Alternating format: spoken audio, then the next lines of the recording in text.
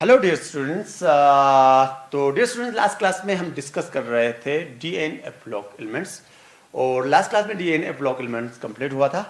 तो आज हम एक नया यूनिट शुरू करने जा रहे हैं क्लास 12 केमिस्ट्री में, और वो यूनिट हम शुरू करने जा रहे हैं यूनिट नंबर 4 क्लास 12 का, दैट्स बायोमॉलिक्यूल्स। ये 4 मार्क्स का यूनिट है, तो एग्जाम में इस यूनिट में से 4 मार्क्स के क्वेश्चन पूछे जाते हैं। तो सबसे पहले हम बात करते हैं बायोमॉलिक्यूल्स हैं क्या। डियर स्टूडेंट्स, मैं आपको इस तरह बता दूं कि जो लिविंग सिस्टम्स हैं यानी प्लांट्स हैं या एनिमल्स हैं, ये कुछ कॉम्प्लेक्स लाइफलेस ऑर्गेनिक कंपाउंड्स के बने हैं, है ना। ये कंपाउंड्स जो लाइफलेस ऑर्गेनिक कंपाउंड्स हैं, ये एक लिविंग सिस्टम को यानी प्लांट हो या एनिमल हो उसको बिल्ड कर रहे हैं, बना रहे हैं। और उसके अलावा इन कंपाउंड्स की, इन सिस्टम्स को यानी ऑर्गेनिक्स जो प्लांट्स हैं या एनिमल्स हैं, लिविंग सिस्टम्स को ज़रूरत पड़ती है, किस लिए? एक तो उनकी ग्रोथ के लिए, और नेक्स्ट उनको मेंटेन रखने के लिए अपने आप को, और उसके अलावा रिप्रोडक्शन के लिए भी इन कंपाउंड्स की ज़रूरत पड़ती है। तो इसलिए हम बायोमॉलिक्यूल्स को डिफाइन करते हैं complex lifeless organic compounds which build up a living system, यानी living system का मतलब वो plants and animals यहाँ पे generally, and are required for their growth, maintenance and किसके लिए? reproduction are called, क्या कहेंगे? बायोमॉलिक्यूल्स। तो बायोमॉलिक्यूल्स के एग्जांपल्स की बात कर लें तो सबसे इंपॉर्टेंट एग्जांपल्स में मेनली आता है कार्बोहाइड्रेट्स आते हैं, प्रोटीन्स आते हैं, न्यूक्लिक एसिड्स आते हैं, एमाइनो एसिड्स आते हैं, और उसके अलावा लिपिड्स आते हैं, विटामिन्स वगैरह। ये सब क्या है? बायोमॉलिक्यूल्स हैं। डियर स्टूडेंट्स, लिविंग सिस्टम में, है ना, ये जो बायोमॉलिक्यूल्स का जो रोल है उसको मेनली एक सब्जेक्ट डील करती है जिसको हम कहते हैं बायोकेमिस्ट्री। बायोकेमिस्ट्री, है ना। तो बायोकेमिस्ट्री को हम डिफाइन कैसे कर सकते हैं? हम कह सकते हैं कि साइंस का वो ब्रांच जिसमें हम बायोमॉलिक्यूल्स के बारे में और बायोमॉलिक्यूल्स के रोल के बारे में, लिविंग सिस्टम में वेरियस बायोमॉलिक्यूल्स का क्या रोल है उसके बारे में स्टडी करने वाले सब्जेक्ट को हम कहते हैं biochemistry. The branch of science which deals with biomolecules and the role of biomolecules in living systems is called, क्या कहेंगे? बायोकेमिस्ट्री कहेंगे। तो ये जो यूनिट है इसमें हम बायोकेमिस्ट्री की तकरीबन एबीसी डिस्कस कर लेंगे। तो बायोमॉलिक्यूल्स में सबसे पहला जो टॉपिक आपके सिलेबस का पार्ट है वो है कार्बोहाइड्रेट्स।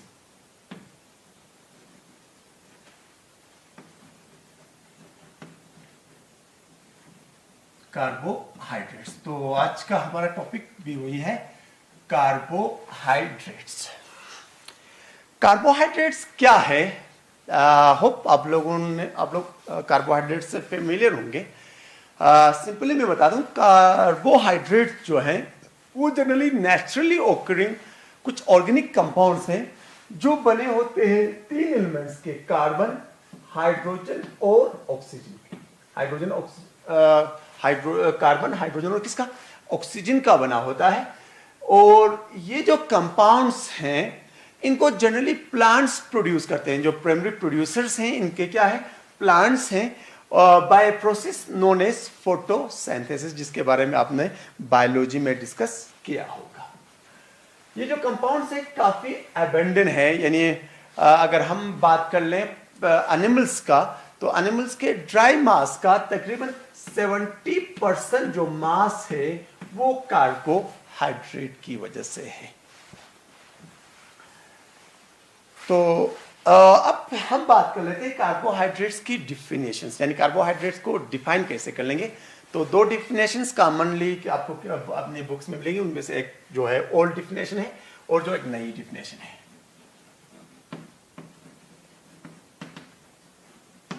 जो ओल्ड डिफिनेशन है कार्बोहाइड्रेट्स की, वो उसके हिसाब से जो कार्बोहाइड्रेट्स है वो हाइड्रेट्स ऑफ कार्बन है। हाइड्रेट्स ऑफ कार्बन,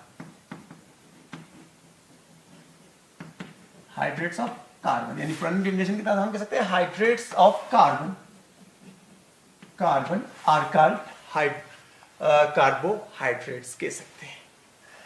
और इन साथ में इस डिफिनेशन को कंप्लीट कर लें तो हम कहेंगे कि उन हाइड्रेट्स ऑफ कार्बन का जो जनरल फॉर्मूला होगा वो होगा CxH2OY टाइम्स CxH2OY। समझ रहे ना?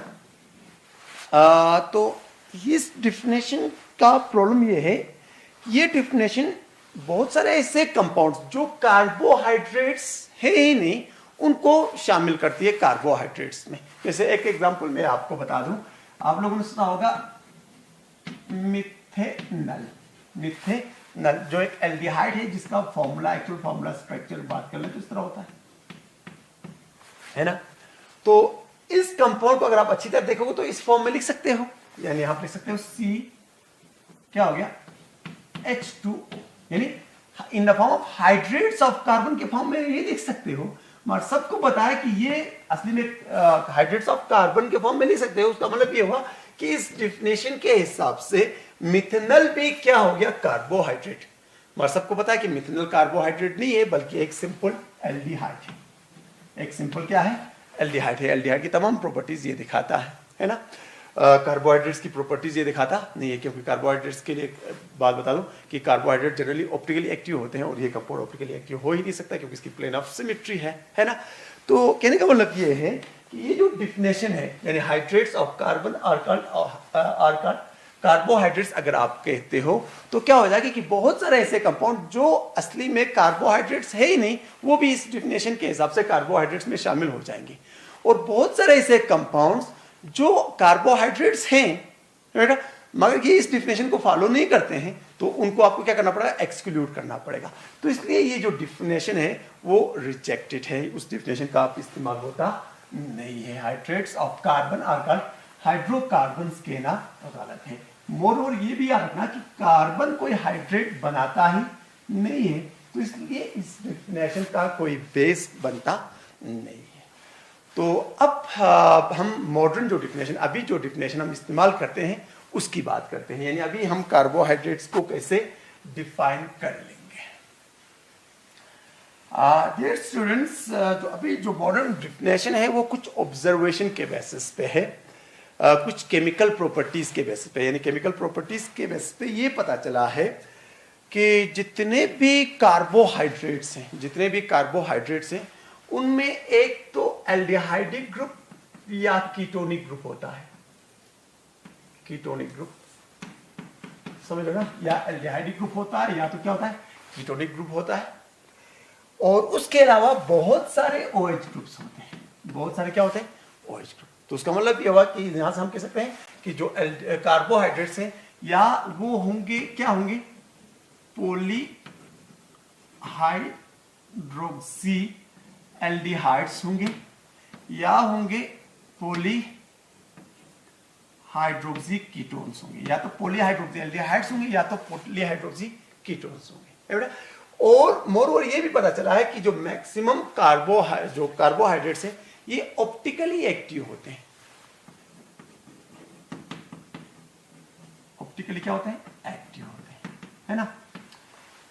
तो मैंने कहा कि कुछ जो कार्बोहाइड्रेट्स है वो ऑप्टिकली एक्टिव है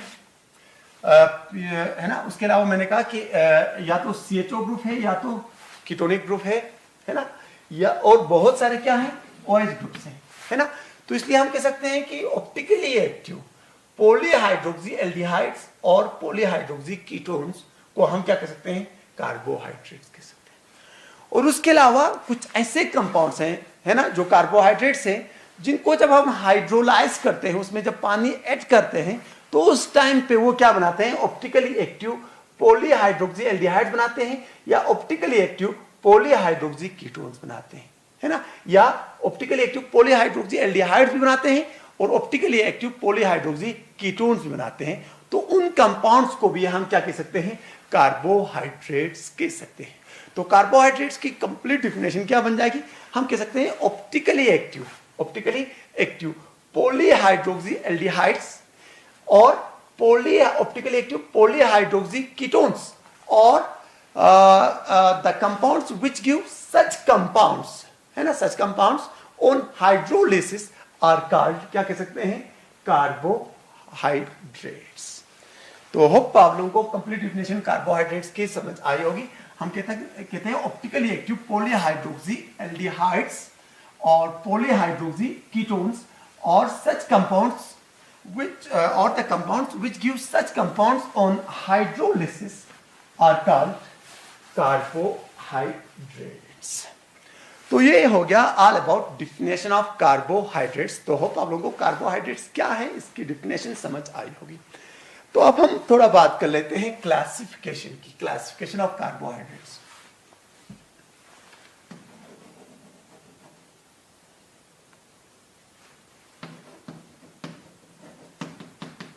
classification of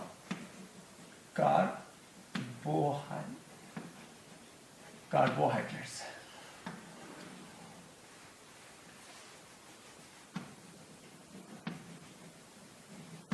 classification of carbohydrates. Students, अगर हम कार्बोहाइड्रेट्स की क्लासिफिकेशन की बात कर लें तो दो टाइप की क्लासिफिकेशन कार्बोहाइड्रेट्स की काफी पॉपुलर है। उसमें से एक को हम कहते हैं ओल्ड क्लासिफिकेशन, है ना, और एक को कहेंगे मॉडर्न क्लासिफिकेशन। तो पहले हम बात कर लेते हैं ओल्ड क्लासिफिकेशन की।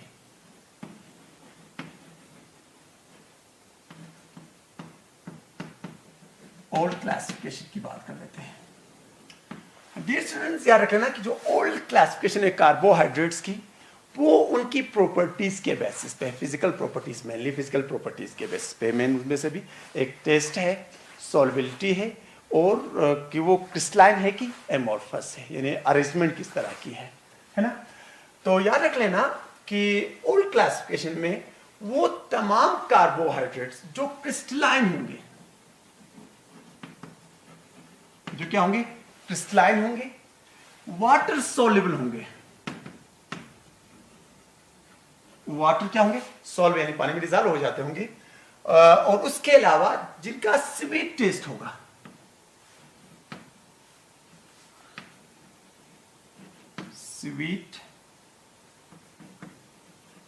स्वीट टेस्ट होगा, उन सभी को हम जनरली कहते हैं शुगर्स। क्या कहते हैं, शुगर्स कहते हैं। यानी वो तमाम कार्बोहाइड्रेट्स जो क्या होंगे, क्रिस्टलाइन होंगे, वाटर सोल्युबल होंगे, स्वीट टेस्ट होंगे, उन सभी को हम क्या कहते हैं, शुगर्स कहते हैं। जैसे आप बात कर लोगे सेक्रोस की, तो वो शुगर हो गया, क्योंकि सबको पता है कि सेक्रोस क्रिस्टलाइन होता है, वाटर सोल्युबल होता है, और क्या होता है, स्वीट टेस्ट का होता है। ग्लूकोज की बात कर ले तो वो भी किस में आ जाएगा, शुगर्स में आ जाएगा। लैक्टोज की बात कर ले तो वो भी कहाँ आ जाएगा, शुगर्स में आ जाएगा। फ्रैक्टोज की अगर हम बात कर लें तो वो भी किस में आ जाएगा, शुगर्स में आ जाएगा। और उसके अलावा जो दूसरा टाइप है उसमें किनको रखा गया है कि वो जो क्रिस्टलाइन नहीं होंगे, क्रिस्टलाइन नहीं होंगे तो क्या होंगे, एमोर्फस। वो तमाम कार्बोहाइड्रेट जो क्या होंगे, एमोर्फस होंगे, इनसॉल्युबल इन वाटर होंगे, इनसॉल्युबल इन वाटर होंगे, है ना, और टेस्टलेस होंगे, जिनका टेस्ट नहीं होगा, टेस्टलेस होंगे, उन सभी को हम कहते हैं क्या, नॉन शुगर्स। Non sugars. तो कहने का मतलब इतना है कि ओल्ड क्लासिफिकेशन के तहत कार्बोहाइड्रेट्स को दो ग्रुप में डिवाइड किया है, एक शुगर्स और दूसरे क्या है, नॉन शुगर्स। वो तमाम कार्बोहाइड्रेट जो क्रिस्टलाइन होंगे, वाटर सोल्युबल होंगे और स्वीट टेस्ट के होंगे, उनको शुगर्स कहते हैं। और वो तमाम कार्बोहाइड्रेट जो एमोर्फस होंगे, इनसॉल्युबल वाटर होंगे, टेस्टलेस होंगे, उनको हम क्या कहते हैं, नॉन शुगर्स। तो नॉन शुगर्स में जो एग्जांपल्स की बात कर लें तो सबसे पॉपुलर जो एग्जांपल्स हैं उसमें एक तो स्टार्च का है, और उसके अलावा सेलुलोज भी किस में आ जाएगा, नॉन शुगर्स में आ जाएगा। This is all about old classification, यानी क्लासिकल क्लासिफिकेशन भी हम इसको कह सकते हैं। अब हम बात करते हैं मॉडर्न क्लासिफिकेशन की। जो मॉडर्न क्लासिफिकेशन है, जिसको हम सिस्टमैटिक क्लासिफिकेशन भी कहते हैं, उसमें कार्बोहाइड्रेट्स को सिस्टमैटिकली क्लासिफाई किया गया है इस बेसिस पे कि जो कार्बोहाइड्रेट आपके पास है उसको जब हम हाइड्रोलाइज करते हैं तो पहले तो इस कार्बोहाइड्रेट का हाइड्रोलिसिस होता है कि नहीं होता है, है ना। हाइड्रोलिसिस अगर हो गया तो उसका मतलब है कि ये दो या दो से ज्यादा सिंपल यूनिट्स की कॉम्बिनेशन की वजह से बना है। अगर हाइड्रोलिसिस नहीं हुआ तो उसका मतलब है कि वो सिंपलेस्ट कार्बोहाइड्रेट है ना। तो मैंने कहा कि हाइड्रोलिसिस के बेसिस पे, हाइड्रोलिसिस होता है या नहीं होता है, उसी बेसिस पे दो ग्रुप में डिवाइड हो जाएगा। एक जिसकी हाइड्रोलिसिस नहीं होगी, है ना, तो उसका मतलब है कि वो सिंपलेस्ट यूनिट है, तो उनको हम कहते हैं मोनोसेक्राइड्स। मोनोसेक्राइड्स कहते हैं। और जिनकी हाइड्रोलिसिस हो गई, अब हाइड्रोलिसिस की वजह से वो कितने सिंपल यूनिट्स बना रहे हैं, है ना, उसके बेसिस पे उनको फर्दर क्लासिफाई किया गया है। जैसे कुछ कार्बोहाइड्रेट्स ऐसे हैं जिनको जब हम हाइड्रोलाइज कर लेंगे, उस मॉलिक्यूल के एक मोल को जब हम हाइड्रोलाइज कर लेंगे, तो नेचुरल बात है सिंपल मोनोसेक्राइड्स के अगर फर्ज करो वो 2 यूनिट्स बनाते होंगे तो उनको हम कहते हैं डाइसेक्राइड्स। अगर 3 यूनिट बनाए तो ट्राइसेक्राइड्स, 4 बनाए तो टेट्रासेक्राइड्स, 5 बनाए तो पेंटासेक्राइड्स, है ना। यानी कहने का मतलब ये कि ऑन हाइड्रोलिसिस कितने मोनोसेक्राइड्स वो प्रोड्यूस करते हैं, उस बेसिस पे उनको क्लासिफाई किया है as disaccharides, trisaccharide, tetrasaccharide, pentasaccharide, so on. तो सबसे पहले आज हम बात कर लेते हैं पहले टाइप की, यानी जो वो कार्बोहाइड्रेट जिनकी हाइड्रोलिसिस नहीं होती थी, जिनको मैंने कहा मोनोसेक्राइड्स।